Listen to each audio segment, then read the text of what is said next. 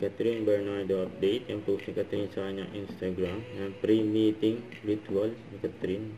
Sabi niya, another day, another chance to live for real with my Realme 15 Series 5G.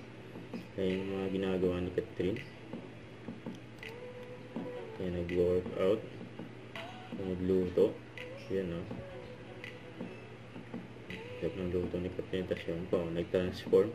Yan si Catherine. Yung lupit po. For Realme.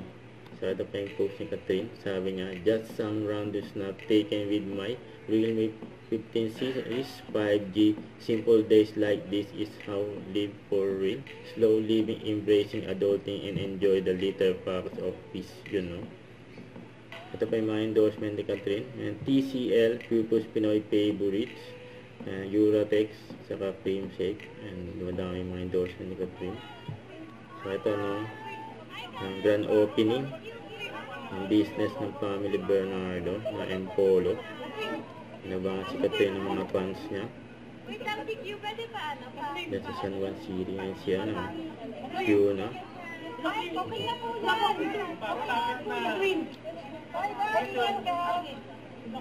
Yan pa Catherine sa mga fans. Yan very happy na dito si Catherine sa mga fans eh. Don't forget to subscribe, click the notification bell for more update. This is with Charlie Action Vlog. Stay tuned for more videos. See ya.